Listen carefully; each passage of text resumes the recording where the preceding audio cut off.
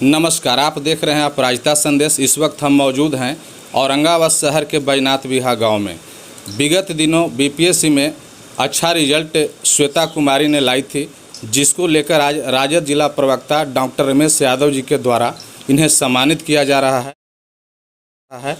जो आप तस्वीरों में देख सकते हैं कि यहाँ पे गुलदस्ता, अंग वस्त्र और क्या क्या गिफ्ट। हम जिला प्रवक्ता डॉक्टर रमेश यादव जी से जानने की कोशिश करेंगे कि जिस गांव की इस बेटी ने बीपीएससी में सफलता प्राप्त की है, जो कि इस गांव शिक्षा से कोसों दूर है, उसके बावजूद भी इन्होंने अच्छा अंक लाकर सफलता प्राप्त की। इसको लेकर ये क्या कहना चाहते हैं? सर, सबसे पहले हम आपसे जानना चाहेंगे कि आप इस वार्ड के पूर्व वार्ड पार्षद भी रह चुके हैं, राजद के जिला प्रवक्ता भी हैं, लोगों को शिक्षा के प्रति जागरूक भी करते हैं। जिस गांव की बेटी ने बीपीएससी में सफलता प्राप्त की है, उसको लेकर आपका क्या ख्याल है?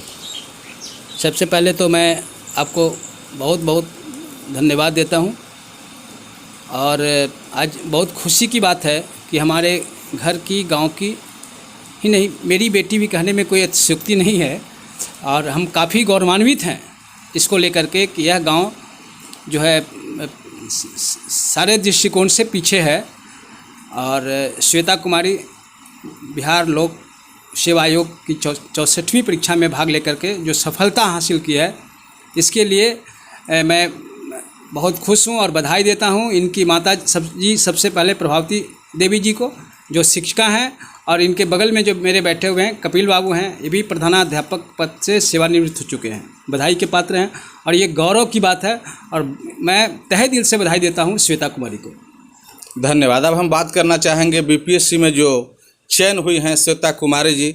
श्वेता जी, सबसे पहले आपको बीपीएससी में चयन होने पर मेरे चैनल की तरफ से बहुत बहुत बधाई। जी धन्यवाद। आप सभी को मेरा नमस्कार और धन्यवाद इस तरह से सम्मान देने के लिए। आपसे हम जानना चाहेंगे कि जिस समाज से आप बिलोंग करती हैं, जिस गांव से आप बिलोंग करती हैं, वो गांव, वो समाज दोनों शिक्षा से कोसों दूर है, और बावजूद उसके आपने बीपीएससी को किस तरह से तैयारी किया जो सफलता प्राप्त हुआ? यहाँ का जो शैक्षणिक माहौल है थोड़ा पीछे रहा है शहर में होने के बावजूद भी, परंतु मेरे माता पिता ने हमारी पढ़ाई को लेके शुरू से ही जागरूकता का प्रदर्शन किया है, और इन्होंने हमारी पढ़ाई अच्छी हो इसलिए बचपन से ही मुझे नवोदय विद्यालय में हमें शिक्षा दिलवाई। और उसके उपरांत जब ग्रेजुएशन और पीजी के बाद एक मोटिवेशन मिला कि नहीं, गवर्नमेंट जॉब पाना है तो उसमें बेस्ट पाना है, तो इसलिए मैंने बीपीएससी की तैयारी शुरू की, और यहीं पे औरंगाबाद में ही रह के मैंने तैयारी शुरू की।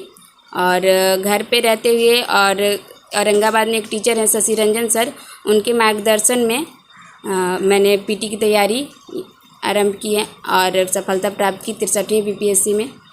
और उसके उपरांत जब मैंने पीटी में सफलता प्राप्त कर ली तो पटना में एक स्नेह पयोधर सर के मार्गदर्शन में मेंस की तैयारी की, और इस बार 64वीं में सफल हो सकी हूँ। तो उनका श्रेय मैं सभी को देना चाहूँगी। सबसे पहले अपने मम्मी पापा, दीदी, भाई, और इवन मेरे ससुराल के पक्ष के लोगों का भी काफ़ी सपोर्ट रहा।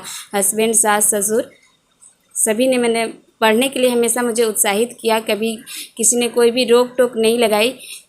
तो इस तरह से मेरी पढ़ाई जारी रही, और इसके लिए मैं पूर्ण रूप से आभार प्रकट करती हूँ कि मैं धन्यवाद देती हूँ कि मुझे इतनी अच्छी फैमिली मिली है, तो ये काफ़ी सपोर्टिव रहा। रिजल्ट आने के बाद आप कैसा महसूस कर रही हैं? रिजल्ट आने के बाद खुशी है, लेकिन अभी लक्ष्य अभी और भी आगे है, बड़ा है, और भी अच्छा अचीव करना है, लेकिन सभी लोग मेरे खुशी में खुश हैं, तो ये देख के बहुत अच्छा लग रहा है।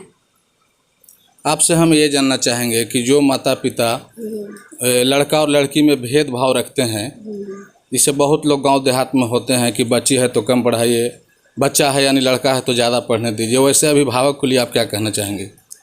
वैसे अभिभावकों के लिए मैं संदेश देना चाहूँगी कि वे इस तरह के भेदभाव का जो ख्याल है उनके अंदर जो बैठा है उसे बिल्कुल ही निकाल दें। कोई भी अंतर नहीं है, लड़का हो या लड़की हो, अगर आप अच्छा माहौल देंगे, शैक्षणिक व्यवस्था अगर अच्छी होगी तो लड़कियां भी लड़के से आगे निकल सकती हैं, बराबरी के साथ चल सकती हैं।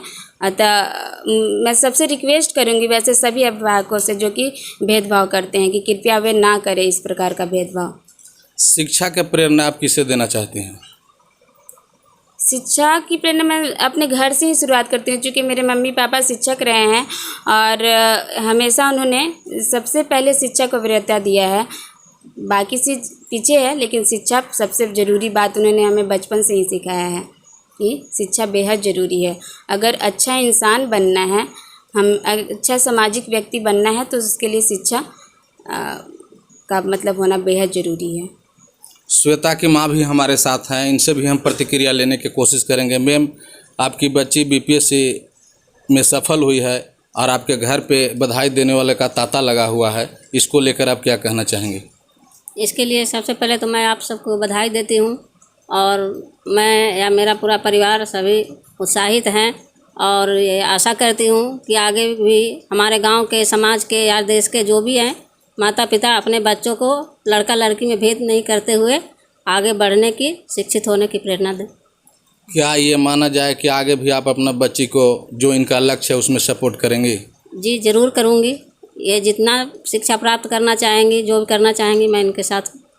धन्यवाद। इनके पिताजी भी इस वक्त हमारे साथ हैं, इनसे भी हम जानने की कोशिश करेंगे। सर, सबसे पहले आपको बहुत बहुत धन्यवाद। जैसा कि आपकी बच्ची ने बताई कि हमें घर से भी अच्छा सपोर्ट रहा है।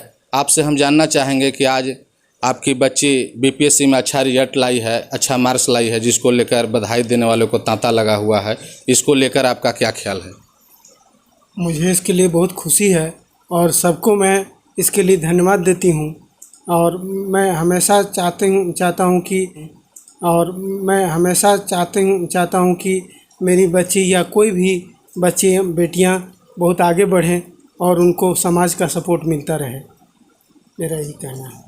ज़िले में और भी यहाँ पे जो भी बीपीएससी के छात्र एवं छात्रा सफल हुए हैं, पूरा ज़िले में ये प्रेरणा के स्रोत हैं और पूरे ज़िले के बच्चे मेरे बच्चे हैं और उन बच्चों से हम लोग के घर के बच्चों को भी सीखना चाहिए कि अभाव में भी बच्चे आगे बढ़ रहे हैं। अभी एक जो कर्मा रोड का एक लड़का अंडा का व्यवसाय करता था, उसके भाई लोग बैग का व्यवसाय करते थे, माँ पिताजी नहीं थे, लेकिन विपरीत परिस्थिति में भी मेहनत करके वो बीपीएससी में सफलता प्राप्त किया।